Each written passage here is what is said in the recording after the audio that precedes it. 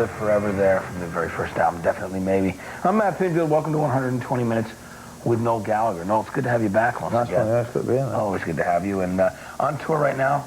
First yeah. tour since September of '96. Yep. Does it feel good to be back in the States? Are you excited about this tour?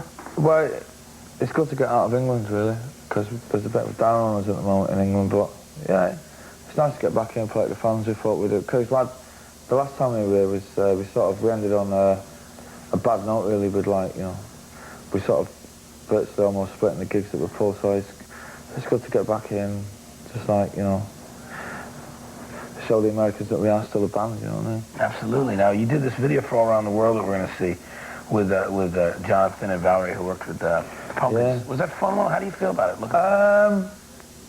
Yeah, Jonathan and Valerie are cool people, man. Yeah. They're really nice. cool. It was probably the most... usually videos are a bit of an hassle for me, because, I mean, I'm just into the music and that, and I really don't take much part in, like, video, and I hate doing videos, but that was probably the most enjoyable 12 hours I've ever spent in an aircraft hangar. But the video was cool, man, you know. It's alright, I like it, man. But they made it really easy for us, you know. If you're watching Jonathan Valley, they do. Yeah, they're top people, they're really cool, without a question.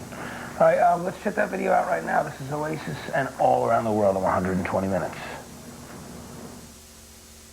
Back here with Noel Gallagher.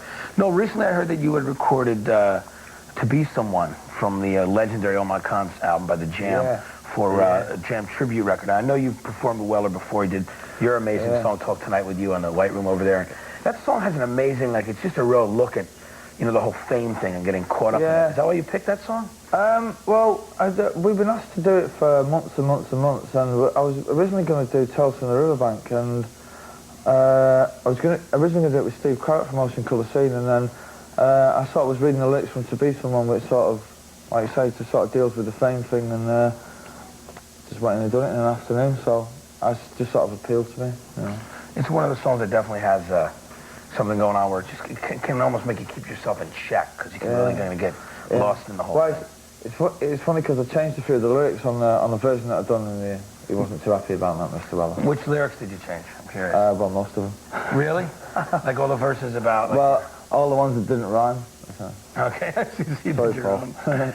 You and him still a good relationship, though, right? Yeah, he's a geezer, man. In fact, I do believe he's in the studio with Dr. John in Abbey Road writing some songs. That's what I heard. Really? So he's really going over more... Yeah. No, I think I spoke to him Boxing Day or New Year's Day or something. He's doing that, man, Mr. Weller. That's great. Well, he's a mod fan, really. Yeah, he's amazing. Without a question. All My Cons, one of the great records. That box set, did you get a hold of that box set that's out with all the stuff on it? Yeah. Some amazing extra stuff on there as well. Without a question. All right, we look for... When is that coming out anyway, the Jam tribute album you're on? Well, it's not to do with me. I think it's March or May or something like that. I think the Beastie Boys have done a version of Start. Right. Which, I mean, it's going to be cool to hear, but I'm not too sure when it's coming out. You know. They've actually used that music from Start on a B-side of one of their singles, Shot Rock. Yeah. Oh, right. They had a B-side where they had What You Give Is What You Get, and they were like scratching it in, so it'd be cool to hear with another question. I think the Prodigy have done a track as well, so there's some like Primal Scream have done a track. There's some like really sort of like wild bands on there, so it'd be interesting to see the versions. I mean, the version I've done is just sort of like straight acoustic, so it's probably like sort of like the straightest version on the album, But it sounds great. I mean, that's because that song has a lot of a message to it, so I think it's important to keep something absolutely with it, without a question. All right, we'll be back in just a little bit, but right now let's check out the top 10 singles and alternative music around the country this week. I smell sex and candy. Maybe you're gonna be the one that saves me. And after all, you're my wonder. Welcome back to 120 Minutes. I'm Matt Pinfield here with Noel Gallagher. Noel, your B-sides have always been, you know, one of mine and true Oasis fans' favorite things. The fact that there's a lot more there to dig for if you want to. I mean, you're a prolific writer, and the B-sides really offer a lot. Speaking of which, you just did a bunch of B-sides for All Around the World, or they might have been recorded for a while, but you covered Street Fighting Man. Yeah. Well, the reason why we've done that is because we had,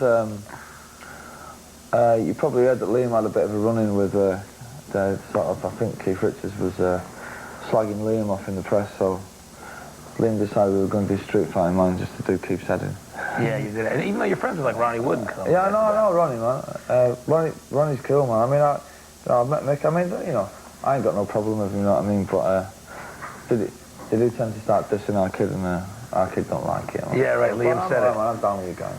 So you did Street Fight Man anyway for the hell of it, which is good. That's a great song anyway. Well, it is a great song, actually. Speaking of which, and then the Beatles thing, I know you've been asked about before, but... Let's split up on this. Yes, yeah, without a question. Is it weird? Has there been any kind of anything recent said by George Harrison or Paul McCartney? I mean, I've been misquoted so many times in the press that I'm sure that... I would like to think that probably they've been misquoted as well, but... I mean, until you bump into these people face to face and you ask them, you know, I've got more important things to worry about than whether, like, the drummer from the Beatles is, like, slagging us off and that, you know. Right, I'm not interested, man, you know what I mean? It's not a big deal. It's their music that means well, it's like Liam says, man. It's like, if sort of George Harrison and Paul McCartney are slagging us off, that means that they've woke up one morning with Oasis on their mind. So that means that one of the Beatles has woke up in a bad mood because of Oasis. And that means something. Yeah, right, exactly. You know what I mean? Yeah, they know who you are. That's the important thing, you know what I mean? And they've been a big Absolutely, influence. That is definitely true. That's great. Let's check out right now Corner Shop, who've been opening for you. You said they've been great live. Brilliant. They need a bass player, though. I've actually offered my services as a bass player to them. You know. I said to him, actually, I said, you need a bass player.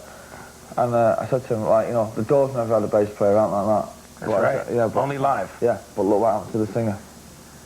Yeah. There you go. All right, let's check it out. From When I Was Born for the Seventh Time, here's Corner Shop, Brimful of Asha, right here on 120 Minutes. Gallagher once again. No, one of my favorite songs on Be Here Now is I Hope, I Think, I Know. I love it so it's got a great energy to it, but it also lyrically seems very autobiographical. It's about, again, about people just trying to... It's about the sort of aimed at the press, I think. If I can remember correctly, I think it's aimed at the press that, like, you know... yeah, I mean, I like the song, but we don't play it live because it's really hard for Liam to sing, but, you know, the lyrics are pretty cool.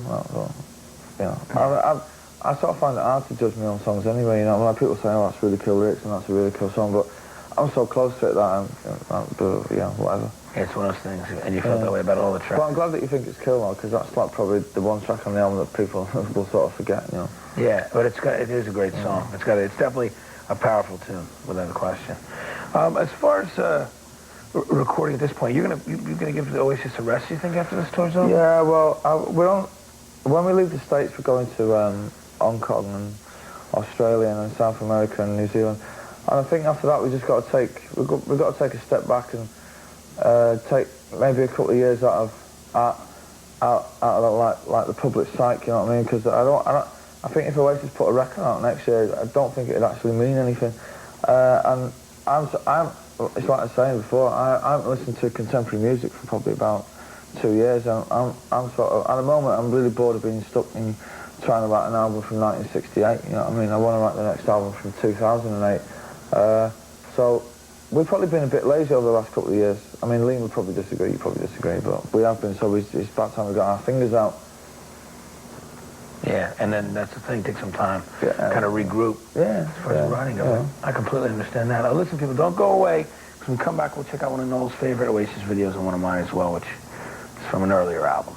Stay right here for 120 minutes.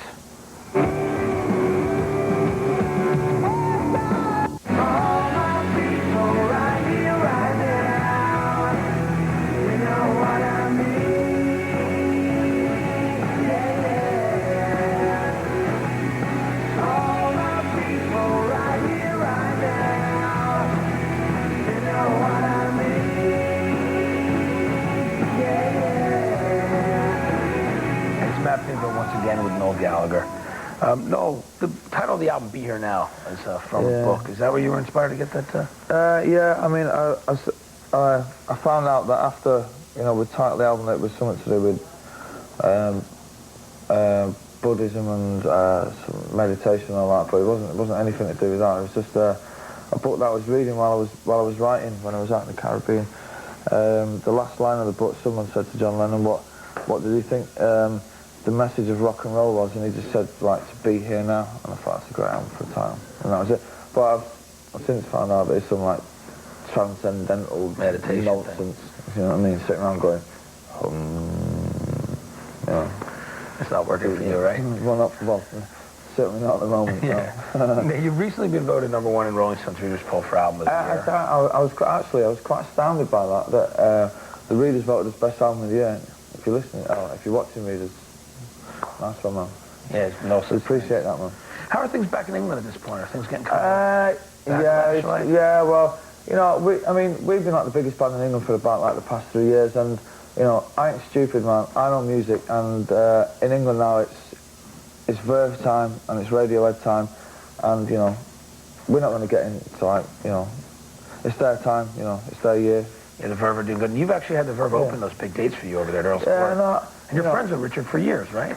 Rich is like a soul brother, man. You know, he's a geezer, and his band are great. You know, and like the album's cool, and you know, I'm more made up that you know that band has been going for like 5, 6, 7 years. That they've actually, you know, they're actually going to make some money out of their talent. You know, the Verve, right? We're talking and more about. power to them, man.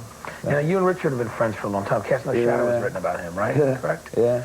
Was that because he was going through a rough time there during the split emotionally of his? Well, it's just about, that song is about songwriters in general, but it's like Richard and people like Richard tend to bare their souls in songs, and when they've given everything that they've got inside, then I had this idea when I was out of it, that they become transparent and they become hollow and they cast no shadow, and that's why I don't write personal lyrics, because you know, I can't be bothered. Right, so it's a bit revealing on that side. But that's cool, though. But it's great stuff, and it is a great song. No, listen, I want to thank you for coming by, man. It's a pleasure, mate. Always good to have you. Yeah. Always good to hang with you, without a question. Catch Oasis on tour around the country, wherever you happen to be, and also, of course, the new album is Be Here Now. And you can turn up early and catch the corner shop.